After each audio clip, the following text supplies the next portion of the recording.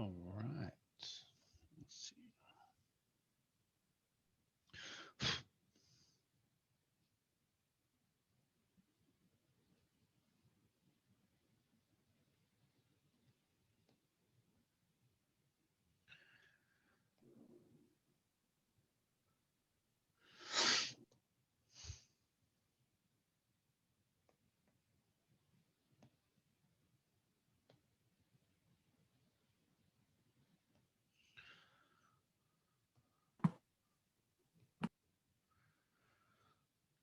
Continuity and bam.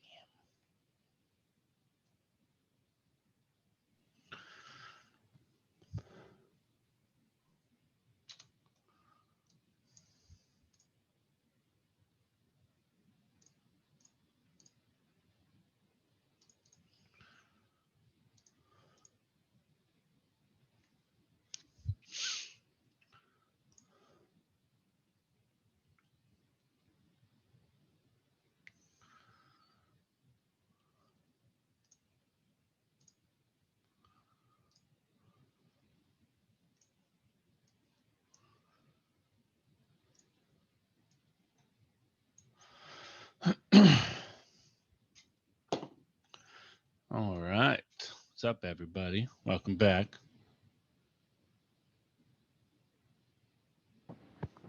Hey, sir. Thank you.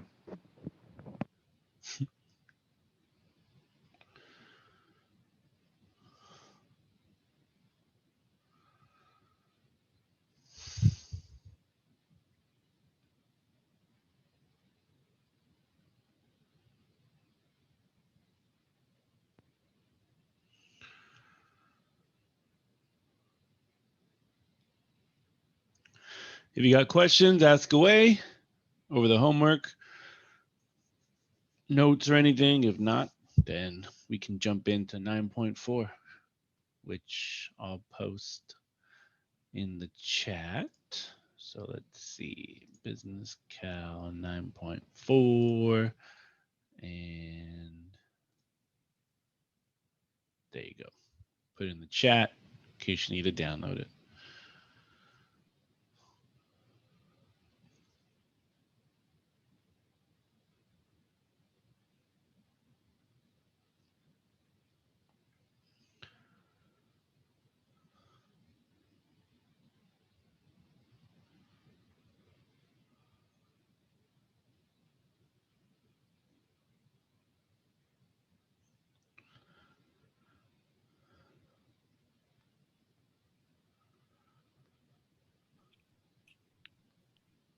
Mhm.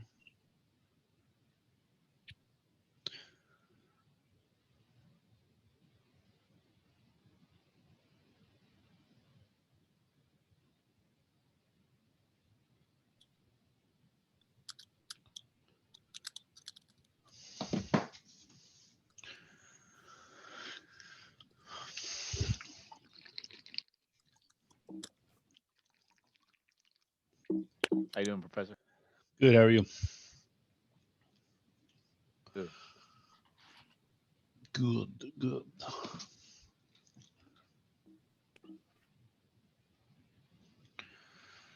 Hulu. Oh, man.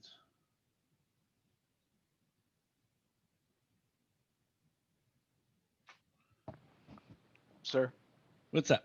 quick question. So, are these handouts like is 9.4 going to be the same one as 9.4 from last semester? Yeah, I don't think I changed anything. Oh, okay, cool. Very cool. All right. Yeah, I did most of the updates last semester, so there's nothing that's really going to change this semester unless we get a new book, but that's not going to be for a while. That's good. That's good. That's good.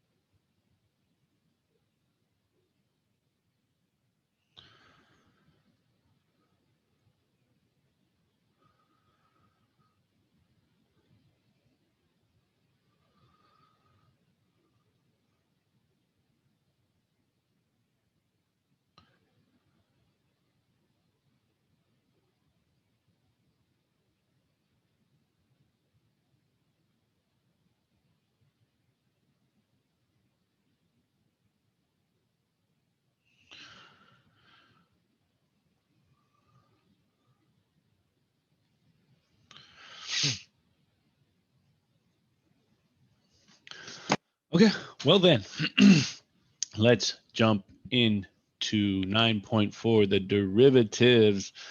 So I'll post it again in case you need to download it. There it is, 9.4, and let's get started. So today is all about the word slope. Whenever you see the word derivative, you should think of the word slope. Derivative, average rate of change, they all mean one thing. They mean slope. So before we learn the derivative, let's get into the average rate of change, which again is simple or is complicated for slope. Slope would be the simple form of average rate of change. So for y equals f of x, the average rate of change from one x value to the next value is given by this formula, f of x2 minus f of x1 over x2 minus x1. Now this is the function notation for slope. We normally know slope as this formula, y2 minus y1 over x2 minus x1. There's no difference between these formulas. One is in function notation, and the other one is, I guess you can say, in equation notation, linear notation at that. So the average rate of change finds the instantaneous rate of change, or the slope, between two given points on a function. So you guys remember that if you're ever given 2 points, you can find the slope between those 2 points. Okay, so that's what we're going to do here. We're going to be given a function, and we want to find the average rate of change between two x values on this function. So this is how we're going to start. So number one, given the function x squared plus 5x minus 1, find the rate of change when x equals 1 and x equals 3. Well, I like to label everything. So we're going to make this x1 and x2. Just going to make everything easier. And now let's go ahead and find the average rate of change. So I'll just say the average rate of change. And following the formula above, we're going to rewrite it as f of x2. Well, I'm not going to do x2. So we're going to just say f of 3, because that's my x2 value, minus f of 1 over 3 minus 1. And again, we're following that formula exactly in its function notation. Okay, now to fill out the rest of these, we need to know what f of 3 is and what f of 1 is. So all you have to do is take 3 and plug it into the function above for every x. And then after you do that, take 1 and plug it into the function for every x. And that's going to give us f of 3 and f of 1. And I'll do that as a little bit of side work down here. I'll say f of 3 gives me 3 squared plus 5 times 3 minus 1. That's 9 plus 15. That's 24 minus 1. That's 23. And then f of 1, 1 squared plus 5 times 1 minus 1. That's 1 plus 5, 6. 6 minus 1, you get 5. So now we know what f of 1 is and f of 3 is. So go ahead and plug them back into the formula above.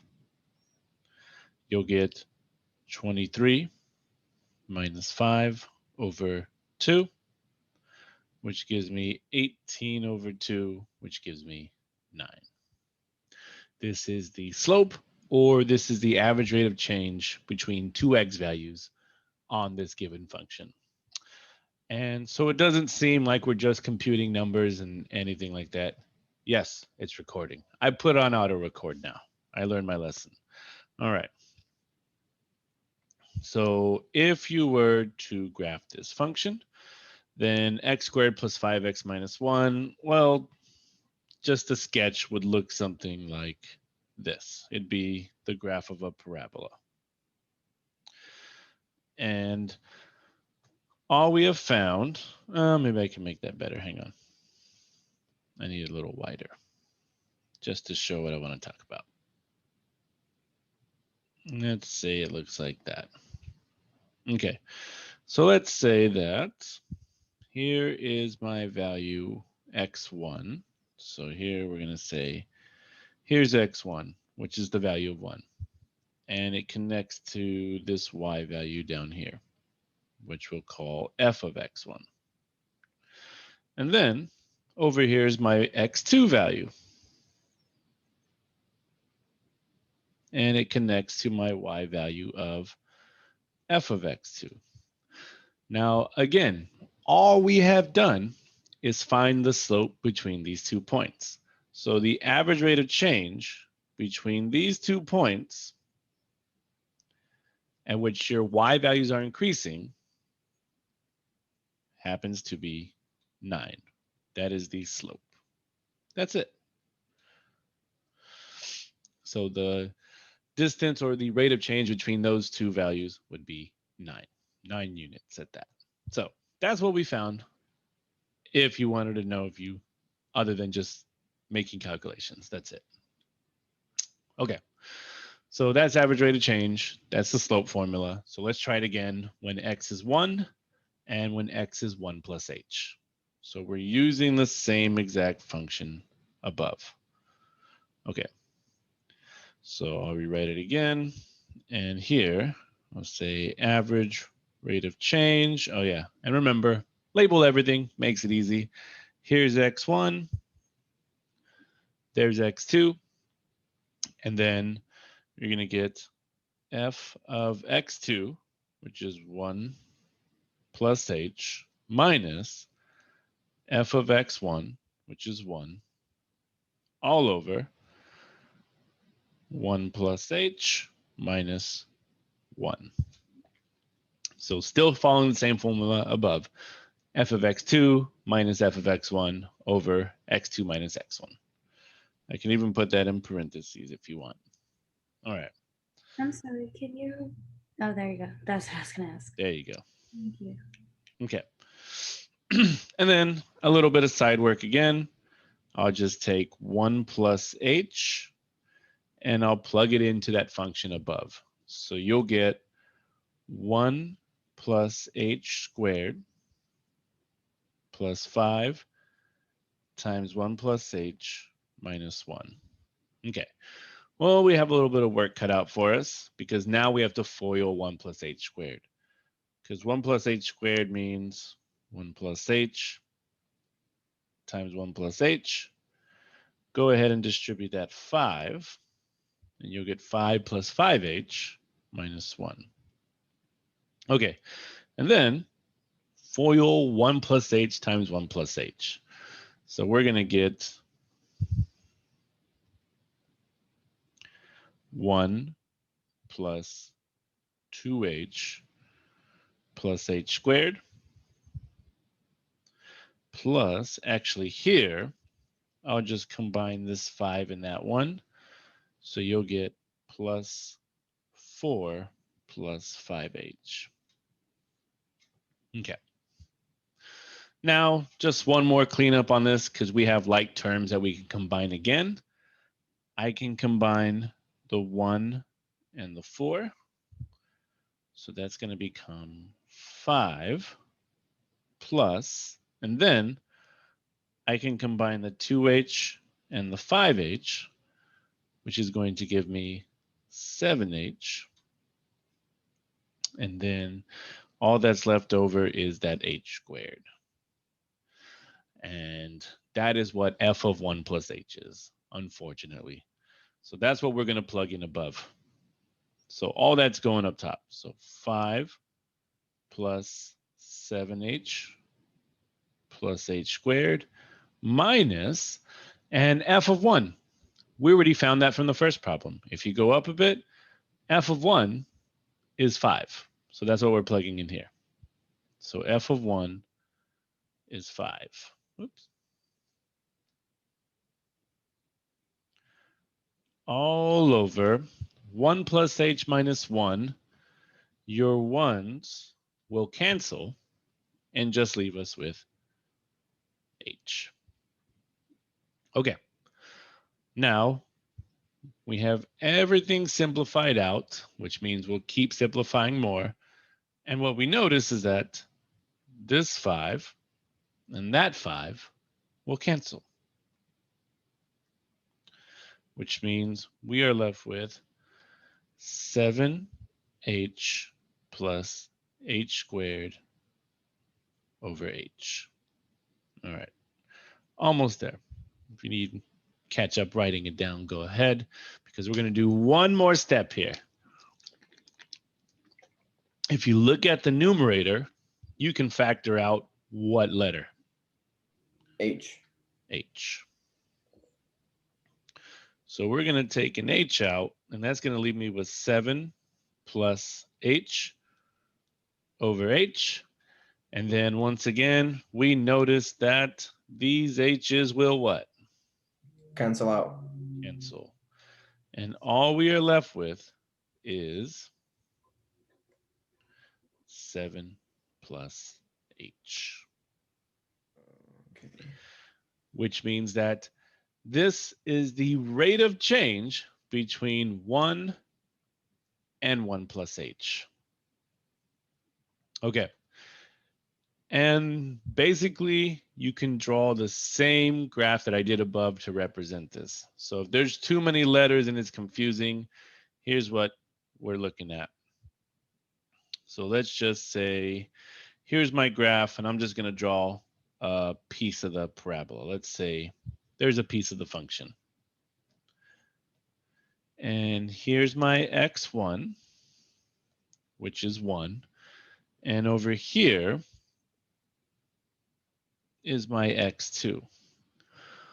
Well, my x2 is 1 plus h. So if this is 1, and if this is 1 plus h, all h represents here is the distance from one x value to the next. So to get from 1 to 1 plus h, all we did was move over h units. That's it. That's what h represents in all of this.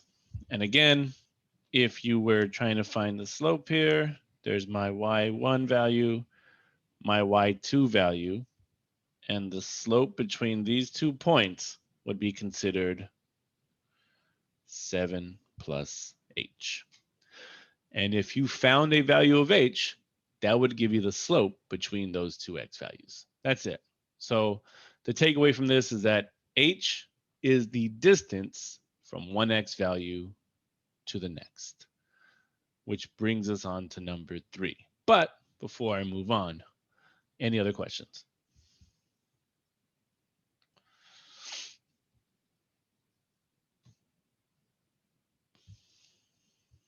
Do we always have to make the graph? No, I'm just giving you a visual representation of what you're finding. Okay, perfect. So again, just so it doesn't seem like we're crunching numbers and letters, this is an actual visual representation of what you just found. So I know some people are visual learners, so why not put a graph or a picture to what they just found, other than trying to understand what these numbers mean. And again, this number means the slope. This is the slope between x1 and x2, depending on the value of h. So now number 3 is going to use our answer from number 2. Number 3 says,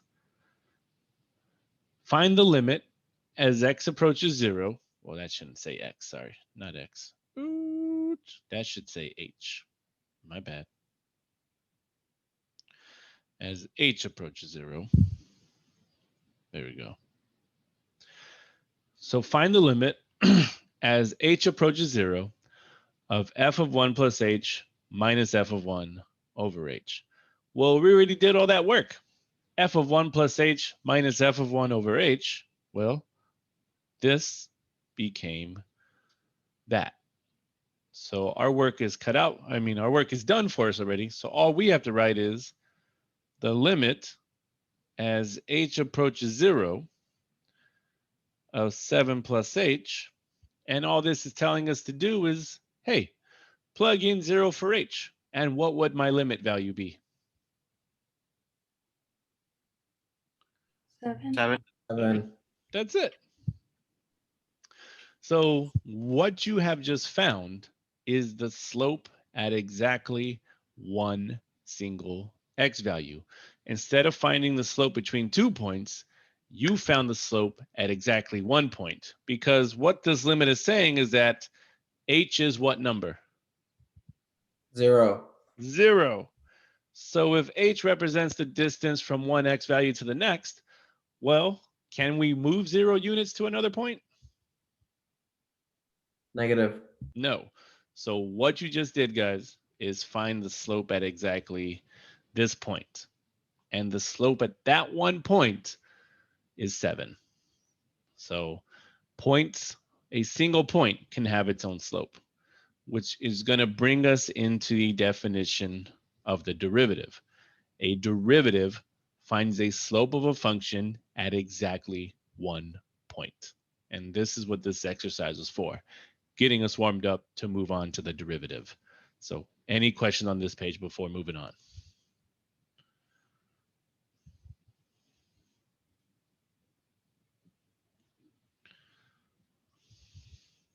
It's a lot to take in, right?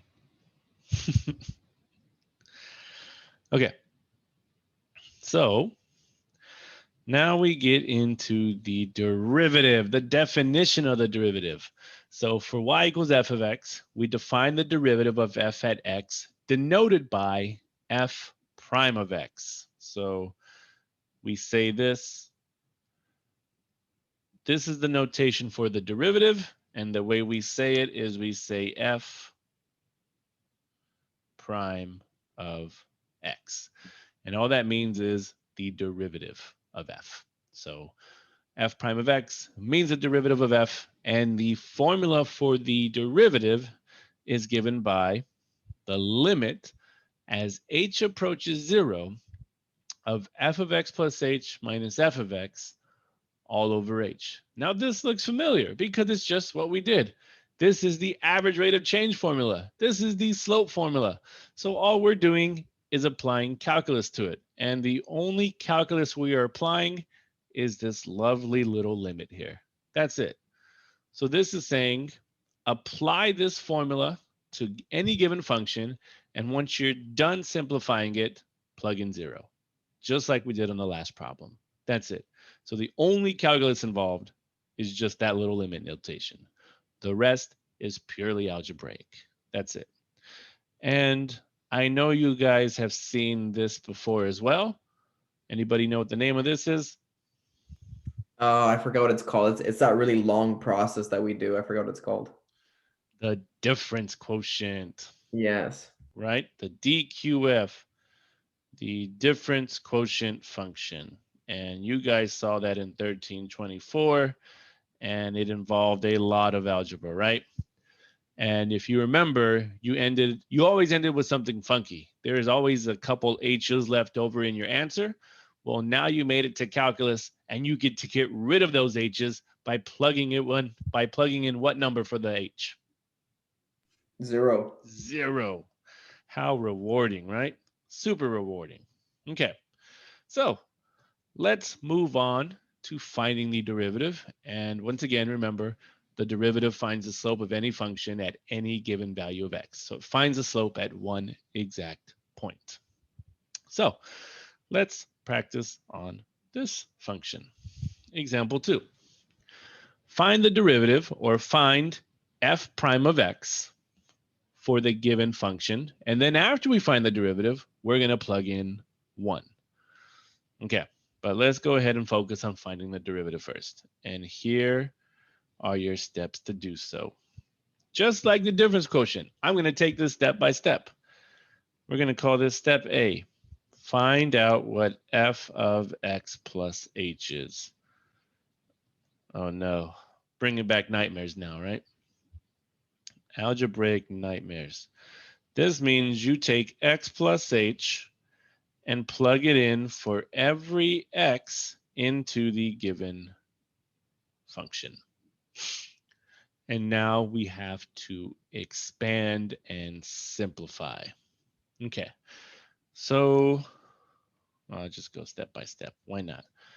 So what we're going to do is distribute this 4 first. 4x plus 4h minus, and now x plus h squared means x plus h times x plus h. And then that 5 is waiting on the outside. Okay. And now we are going to FOIL the x plus h's. I know you've seen this before. And if you FOIL the x plus h's, you'll get x squared plus 2hx plus h squared plus 5. So here on future homeworks and maybe even the exam, since you get to use your notes, here's going to save you some time. If you ever see x plus h squared, just know that it automatically FOILs to x squared plus 2hx plus h squared. Save that somewhere. Tattoo it on your forearm. That'll save you. It'll shave off probably like 10 seconds on a really long process. Okay.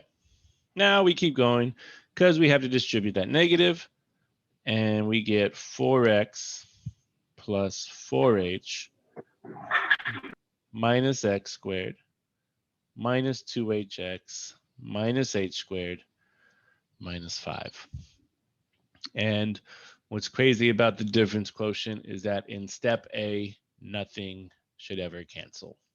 There are no like terms at all in this whole problem. Well, on step A, there isn't. So for step A, we are done. And I think for my math lab, it's going to want you to enter the answer for each single step. So this would be your first answer, which means, go ahead. Sorry, it would change it for the 5 as well. Oh, my bad. See, don't make a mistake. That should be a plus. Good job. That would have ruined everything. So when you're working these, be very careful about your algebra, your signs, your distributing, because one simple mistake can throw out this whole problem like we almost just had. Okay. And now your second step is find out what f of x plus h minus f of x is. So what we're going to do, that's ugly.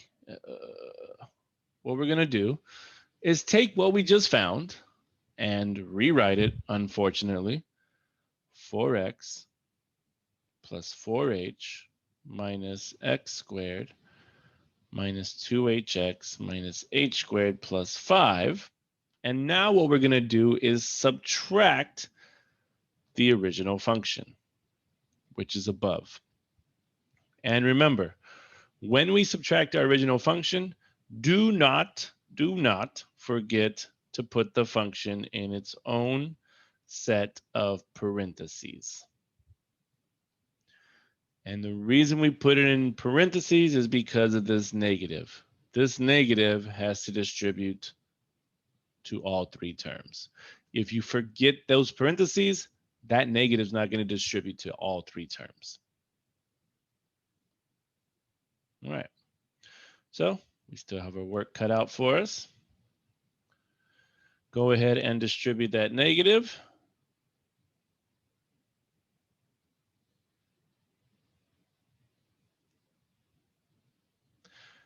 Don't mess up your signs. Write everything the same. Distribute that negative. And now step B or step 2 is a little more rewarding because now you get to cancel terms. So look at this line and tell me what terms will cancel. X squared. X squared is gone. What else? 4x. 4x. And then I heard somebody just said 5. 5. There we go. And all that is left is 4h minus 2hx minus h squared. There we go. Okay. I think, what's it called? My math lab will take this answer because I think in small print, in small blueprint that nobody reads, I don't even read it, it says do not factor. So we'll call this the my math lab answer. But the way I like to finish step B, because it makes the next step a lot easier, is in step B, I like to factor out an H if I can. So from this statement, I'm going to factor out an H. And again, the reason I do this is because it will make step C a lot easier. So I take out that H, and I'm left with H times 4 minus 2x minus H. Okay. Everybody good so far? Yeah. Okay. All right. Now we make it to step C. All right, step C. I'm gonna, what should we do? Yeah, because I think actually to go along with your homework, because I think I call it the 4-step process, I'm gonna do 4 steps. So step C says, what is f of x plus h minus f of x over h? So we're gonna take whatever we found at the end of step B and write that in the numerator. And we're going to put this all over that denominator of h. And now from this step, what's going to cancel? H. Your Is h's cancel. That's it. And here is the answer for step C. There we go. And now we get to the final step. Step D. Step D says, what is the limit as h approaches 0 of f of x plus h minus f of x all over h? And all we have to do is take the limit as h approaches 0 and apply it to the answer we have in C. 4 minus 2x minus h. And now you get to get rid of that pesky h by plugging in what number for h? settle. There you go. You get 4 minus 2x minus 0, and we get that the derivative is 4 minus 2x. Whoo, man, look at all that algebra. So watch your signs, watch your distributing, watch everything, because this is a long process that you don't want to mess up. And we can even state this as the derivative by saying f prime of x is equal to 4 minus 2x. And again, what this derivative does is find the slope at any given value of x. Because it's almost done, we now have to plug in 1 to the derivative. So all this says is when x is 1, what is the value of the derivative? Or when x is 1, what is the slope? So we'll move on to that. And I'll just say f prime of 1, you plug it into the derivative, and we're just going to get 4 minus 2. So the derivative at 1 is just 2. That's it. So this means that when x is 1, the slope is going to be 2. Okay. There you go. Any questions on that? We could use our notes for the exams, right? For sure. Just make sure you don't write down the same numbers or you'll mess everything up, right?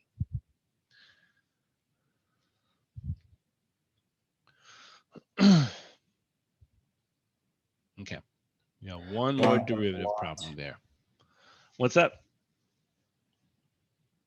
It's very long process. It is, but what's today? Tuesday? Thursday lesson's gonna be really nice.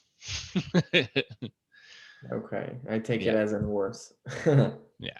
So for now, this is the definition of the derivative. This is what everybody has to learn before we learn the shortcuts, before we learn something called power rule. Power rule will make your life so much easier, but we have to understand how we're able to take a derivative and why we're able to shortcut. So for today, we suffer. Okay, let's try the next one out. Oh, there we go. That maximum zoom. Good. Okay, so let's start over and turbo time. We're going to say, what is f of x plus h? And you're going to get 7 plus 5 over x plus h. Yeehaw. That's it for that one. Well, on step A, right? Step B. Oh, come on. What is f of x plus h minus f of x? So we take what we just found, 7 plus 5 over x plus h, and subtract the original function. Don't forget your parentheses. You get 7 plus 5 over x. Now, distribute the negative, and we get 7 plus 5 over x plus h minus 7 minus 5 over x. And the only thing that's going to cancel here is what? 7. Your 7s. Gone, gone. So what we're left with is, and I'll leave more space because we're going to have to do something fun here. 5 over x plus h minus 5 over x. And what we have to do next is combine these two fractions together. And if you're going to combine two fractions, you need a what? Common denominator. Common denominator. Well, I'm going to let you know right now that these denominators have nothing in common. So in order to get a common denominator here, the fraction on the right is going to get multiplied by the denominator on the left. So that's what we're going to start. We're going to multiply 5 over x by x plus h over x plus h. And then the same could be said for the fraction on the left. This fraction is going to get multiplied by the denominator on the right. So we're going to multiply it by x over x. Okay. If you thought of multiplying 5 over x by h, it's a good attempt, but you're not going to get what you want, right? So I'll just say real fast, don't. If you were going to say, oh yeah, well, this has an x, that has an x, all we need is an h, that would be incorrect thinking, because then you would just say, okay, multiply this by h over h, and you would get 5h over xh. Now I ask you, does xh look the same as x plus h? No. No. So don't make that mistake.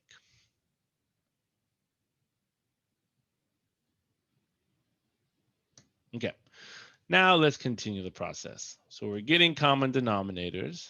And now since we're going to have the same denominator, I'm going to rewrite this as 5x minus 5 times x plus h over our new denominator of x times x plus h. So all I did was combine the numerators because we now have the same denominator. Okay. And now we simplify more. You will distribute that negative. Well, distribute the negative 5.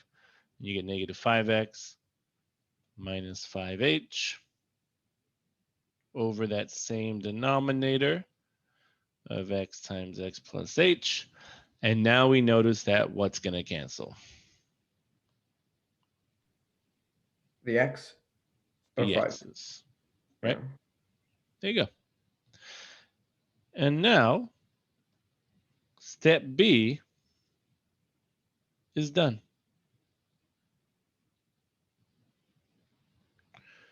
Nothing else we can do here. If you want to distribute your denominator because you're probably itching to, you're like, why is he distributed that x yet? Go ahead and do it. But it's just more work for you. There is no need to ever distribute a denominator. But if you do, it's not incorrect. Who knows? My math lab may want you to distribute that denominator. So your answer could possibly be 5h over x squared plus hx. So that's a possibility, but I just think that you never ever have to distribute your denominator. I'll put mml like that. Okay. So we have just finished step B. Let's just see where we're at. So step A was easy. Step B, we're messing with fractions. We hate fractions, but now we finished step B, which means we move on to step C.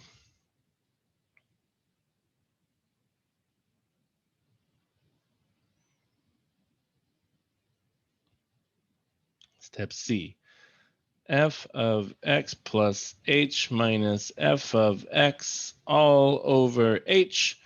So I'm just going to use the form that I boxed, which is the negative 5h over x times x plus h. And we're going to put this all over h. Now, since we're doing so much work, since this is such a long process, I'm going to allow this little trick here. Guess what? This h and that h will what? Cancel out. Cancel out. Look at that. Don't tell anybody I let you do that. And you'll be left with negative 5 over x times x plus h. And that ends step C. Which brings us to step D. We get to put it all together. We say, what is the limit as h approaches 0 of f of x plus h minus f of x all over h? And this means we get to rewrite it as the limit as h approaches 0 of negative 5 over x times x plus h. And now, here's the rewarding part. What number do you get to plug in for h? 0. 0. And my final answer is what? Negative 5 over? X squared. That's it. That's all. And again, we can rewrite it as the derivative. Actually, I'll do it up here since I have a lot of space. So we'll just say that we have f prime of x equal to negative 5 over x squared. Okay. And then we're not done yet because they want us to plug in 1. So f prime of 1 would be negative 5 over 1 squared, which means we would get that f prime of 1 is just negative 5. So when x is 1, the slope of the original function is -5. And that's how you handle fractions, guys. One Ooh. second, I'm just copying down the last Yeah, part. yeah. I'll leave it out there. That was a lot of work. Yeah. But any questions so far?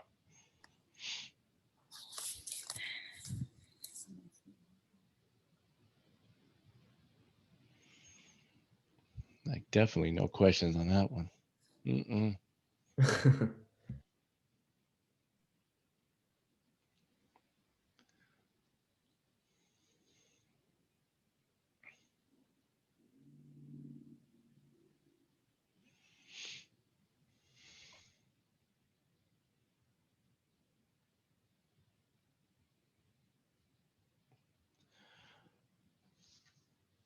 Yeah, you can usually do it in 3 steps because you can add the limit on step C, but according to your homework, it wants 4 steps. So I did 4 steps.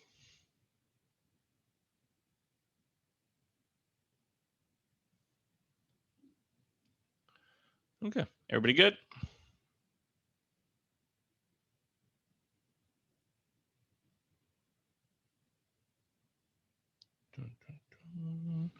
Moving, all good?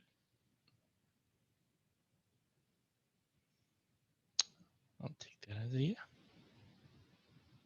Okay. So the next page is about finding a tangent line. So if we want to find a tangent line, I guess we have to understand what a tangent line is. And if you look at the lovely picture below, a tangent line is a line that will share one point with a graph, a circle, another line, whatever that we have on the graph. So a tangent line shares one point with the function and takes off. So this is all we're focused on right now, is this tangent line.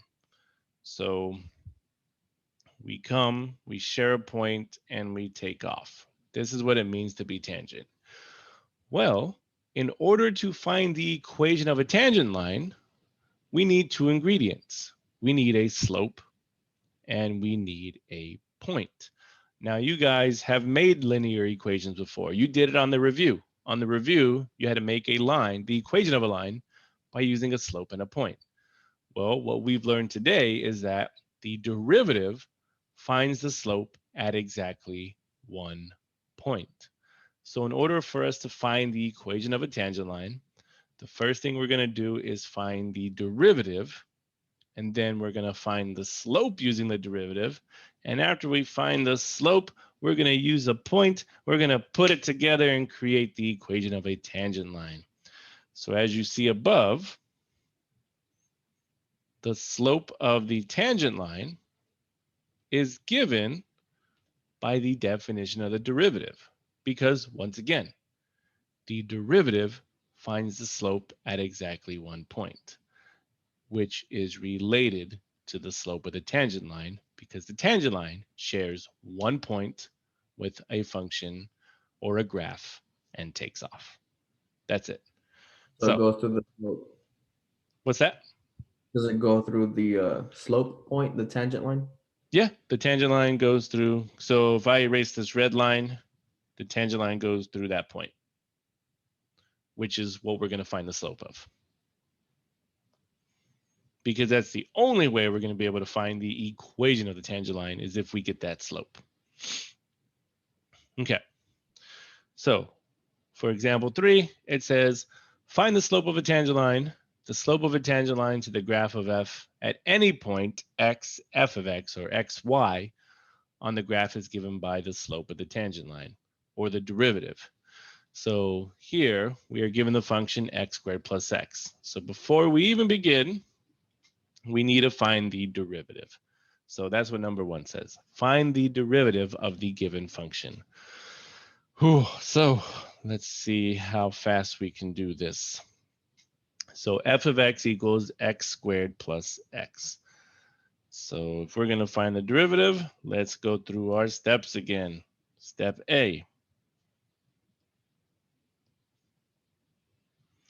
where you need to know what is f of x plus h, and we're plugging it into this function over here.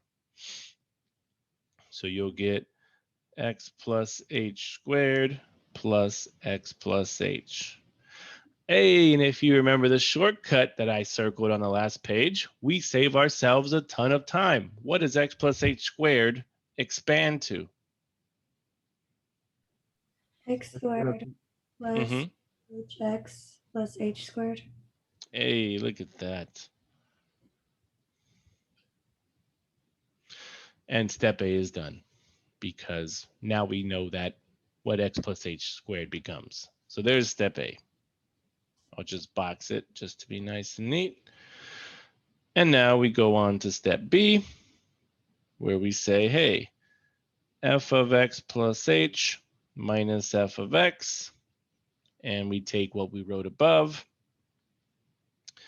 and x squared plus 2hx plus h squared plus x plus h, and we subtract the original function, x squared plus x. More cheat codes here. Just distribute that negative, write it below, and tell me what terms are going to cancel. X squared. X squared is gone. Boom, boom, and what else? X. The x. Hey, that was nice, right?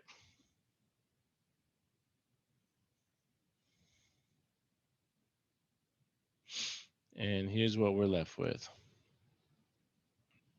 2hx plus h squared plus h.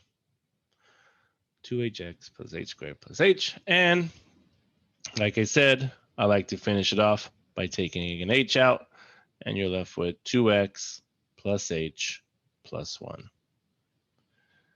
And I'll just box both just because my math lab might take the first one, but to make our work easy, we're going to use the second one.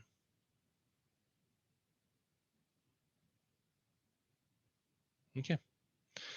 And step C, let's just get it all done in one package. Let's say the limit as h approaches 0 of f of x plus h minus f of x over h, which means we're going to get the limit as h approaches 0 of h times 2x plus h plus 1 all over h. And my h's are going to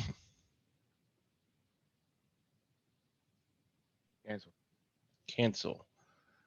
And we are left with the limit as h approaches 0 of 2x plus h plus 1.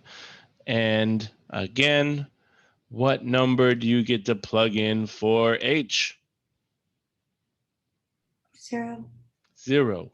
So our derivative is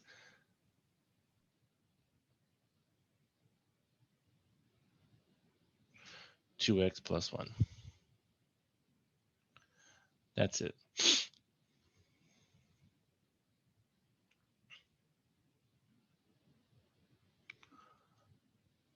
Okay, awesome. So f prime of x is equal to 2x plus 1. There's our derivative. Nothing new. We did 2 examples on the last page. This is another example of the derivative. Let's keep moving. Number 2 says find the slope of the tangent line to the graph of f at x equals 2. So all we're looking for here is the slope. So this means all we're going to do is take 2 and plug it into the derivative. That's simple. So we're just going to say f prime of 2 gives me 2 times 2 plus 1. And the slope of the tangent line happens to be 5. I'll say m tangent, slope of the tangent line. Okay. 3 says graph the original function and sketch in the tangent line at x equals 2. All right. Graph the function. So I'm going to rewrite the function down here. Let me see. You have f of x equals x squared plus x, and sketch in the tangent line at x equals 2. Okay. Before I move on, though, where's my math lab? Because I want to know how they want you to graph this function, whether it uses a vertex or not. Hang on. Assignment manager 9.4, the derivative. And can I go edit? Probably not. Nope. Cancel. 9.4. And then I just do preview. And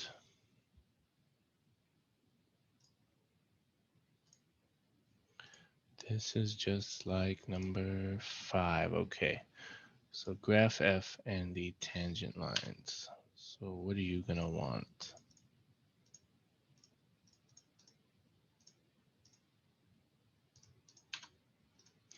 Yeah, I'm doing this problem exactly like it says on number 5. So I just want to make sure we're following the right process.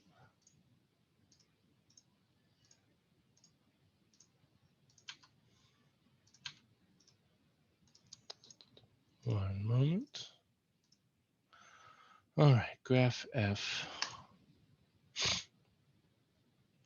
So if you're going to graph the parabola, it wants you to plot the vertex of your parabola. Okay, so that means we have to remember some stuff. Anybody remember the formula to find the vertex of a quadratic function? Negative b over 2a. Good, that's one part. And how do you find the y value? Yeah. There you go. So let's just do that because it's asking for the vertex in case you come across that. So remember that this function is also in the form of ax squared plus bx plus c. So when we go ahead and find the x value, what is my b value from this equation? It'll be x. Well, you only want the coefficient. 1. So it'd be negative 1 over 2 times, and what's my a value?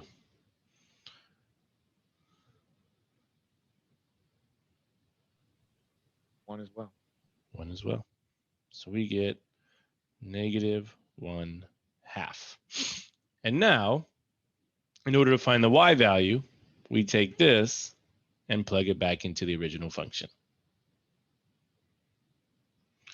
So for y, you're going to have f of negative 1/2, which I'm going to change into negative 0.5, which will give me negative 0.5 squared plus negative 0.5. And calculator go time. What would that be? 1/4 plus 1/2, right? Or 1/4 minus 1/2. I think that's right.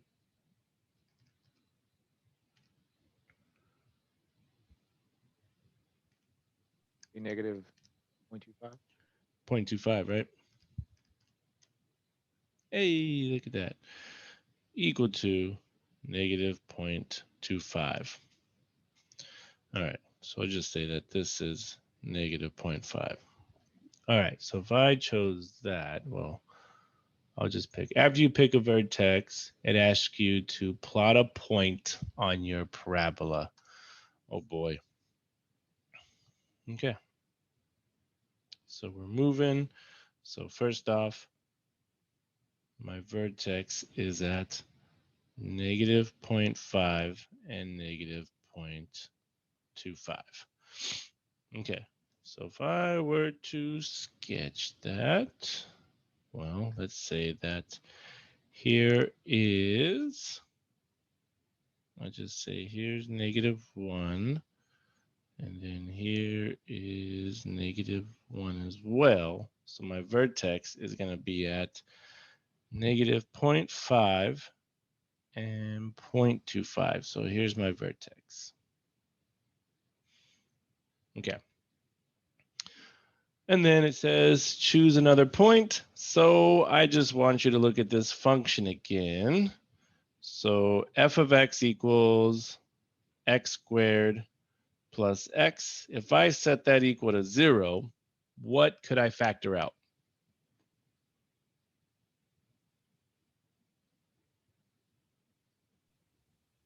X. An x. And we're going to call this looking for points. So I'll take an x out, and I'll get x times x plus 1 equal to 0. And if I set these equal to 0, I'll get x equals 0 and x equals -1. So this means that you'll get a point of 0, 0 and -1, 0. So all you have to do now is just plot one of these points. So let's go ahead and just plot -1, 0. Okay, and I think if you plot 2 points, it will create the parabola for you. Yeah, so all you need is 2 points. My math lab will create the parabola for you. And then let's see, after that, oh, it wants you to sketch in the lines at -2. Oh, goodness. Okay, so if I did that, and I did that, and then at there, save. Oh, man. Okay, so sorry, guys. We still have our work cut out for us. Okay, because the next thing it says for our problem, it says sketch the tangent line at x equals 2. So what we're going to do with that is find the actual equation of the line at x equals 2. Okay, so let's go ahead and do this then. All right, I'm just going to say find tangent line. And one thing we know for sure is we have the slope already from above. The slope is 5. The next thing we need is a point. And what we're going to use for the tangent line is this point at x equals 2. So when x equals 2, we're going to get y equals, and what I'm going to do with this is plug it into the original function to get my point. So I'll leave that there, which means you'll get 2 squared plus 2, which will give me 4 plus 2, which will give me 6. So this means we get a point at 2, 6. All right, so now I have a slope. Now I have a point. So all I'm going to do is find the equation of the tangent line using this point slope formula. And you're going to get y minus 6 equal to our slope of 5 times x minus 2. And we'll get y minus 6 equal to 5x minus 10. Add that 6 over, and you get y equals 5x minus 4. So this is our tangent line. Oh my goodness, I forgot how much work this was. My bad. And now all we have to do is sketch this tangent line. So if you are sketching a line in my math lab, let's see. Keep looking, keep looking. All right. I gotta keep going. Let's see.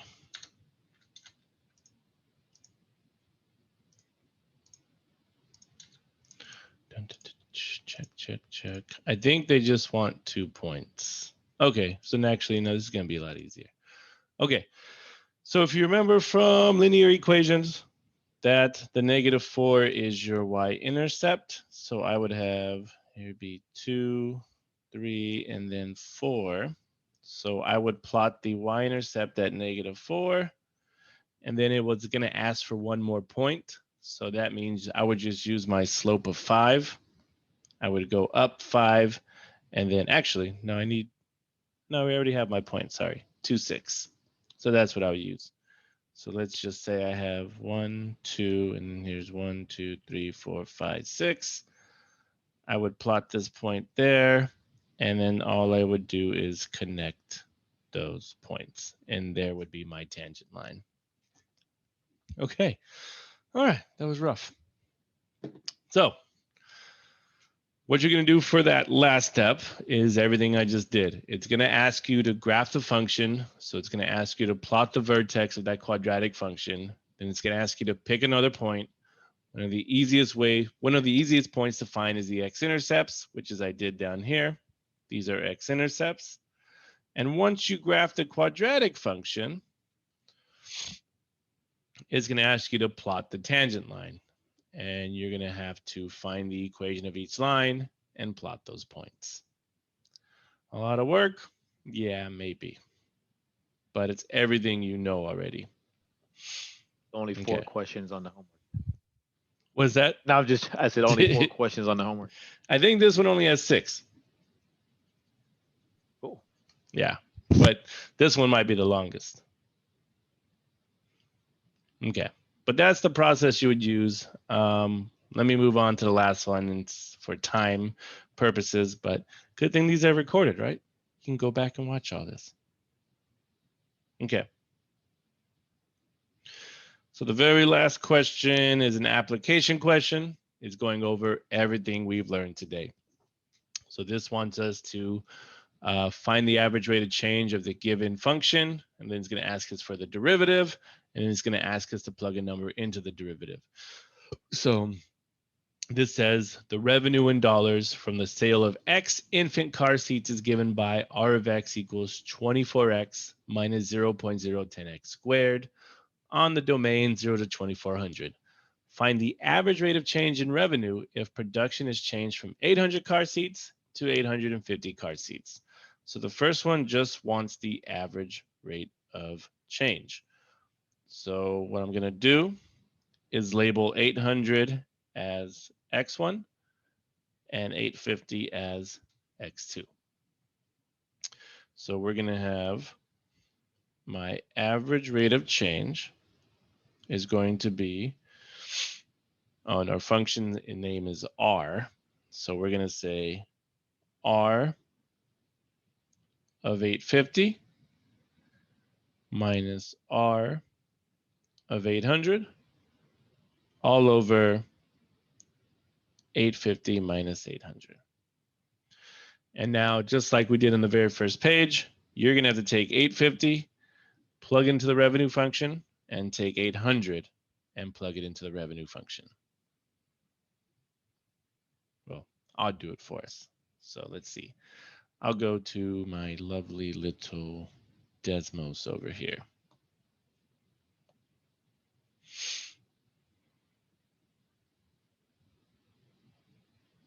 Just to make this a lot faster. So goodbye to that. Graphing calculator. And then I'm going to say, I'm going to do this. I'm going to type this function in, 24x minus 0.010x squared, right? 24x, yep. Then I'm going to hit this little lovely gear icon, make that table, and I'm going to type in an x value, if it will let me. Go left, go left. Yep, we're broken. Cool. Wonder why you won't let me type that in. Let's see. There we go. Okay. I'll type in 850. What did you do? What did you do to make it to where it showed up? I just expanded my screen since I'm working on since I have the screen squished, I just expanded it because then it moved over everything. That's it. Oop. Now it doesn't want to work. Come on. All right, we're broken, guys. All right. Well, I know that 850 is 13,175, and I might as well type in 800 as well.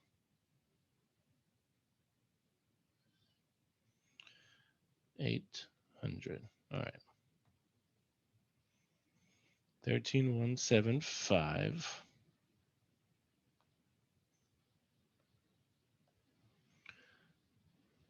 13,175 minus, and you were 12,800, right? I think that's right. 12,800 over 50. And then I'll just use this calculator. 13,175 minus 12,800 and do that over 50. And I get 7.5. Okay. So this is the average rate of change from making 800 car seats to 850 car seats. So if we increase production, our revenue will increase. For our homework, can we keep it simple like that, or do we need to show that we know how to do the 13,175 subtract? Like, do we need to show, or can we keep it exactly how you have it right there? Like the way I wrote it is perfectly fine. Like you can write it just like I wrote it for your homework, if that's what you're saying. Yeah. Okay. In other words, if we want to use a calculator, we don't have to show. Yeah. Exactly, for sure. Yeah, for these, that's a lot of number crunching. So yeah, the way I wrote it is how you could write it on your homework. Okay. Now, let's do the derivative. Oh boy. Okay. So again, let's do this. We're going to have r of x plus h and plug it into that function above. 24 times x plus h minus 0.010 times x plus h squared. And we know that, well, first we can distribute that 24. And then we know that x plus h squared foils to x squared plus 2hx plus h squared. And then we distribute that negative 10.010. And I'll get x squared minus 0.020 hx minus 0.010 h squared. And then we'll subtract the original function. So I'll just write this in here. Save room, save time. I'll subtract the original function, 24x minus 0.01 x squared. Distribute that negative. And my 24x will cancel. My 0.01x squared will cancel. And all I am left with here is 24h minus 0.020h. If that's right, let me just double check. 0.01 times that 2. Yeah, we're good. 0.02 hx minus 0.010 h squared. Oh my goodness. And then I'm going to factor out an h, but in the process, okay, so that was b. And now c, you'll have the limit as h approaches 0 of all of this we just found. Actually, let me move this up. I'll just say c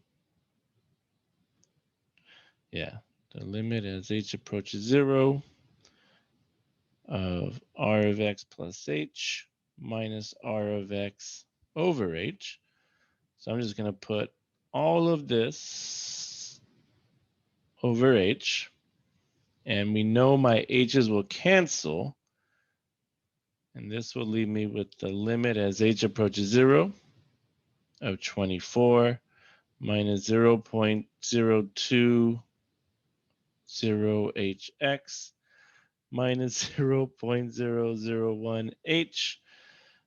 And actually, no, that h should be gone there. And let me rewrite this. 0.020x. And then my derivative, my final answer is just 24 minus 0.020x. Oh boy. There's my derivative. This is r prime of x. And then the very last question says, find the revenue and the instantaneous rate of change of revenue at a production level of 800 car seats and write a verbal interpretation. So basically, all this says is take 800 and plug it into that derivative. That's all we're going to do. So you're going to have r prime of 800 equal to 24 minus 0.020x, not x. Now it's 800.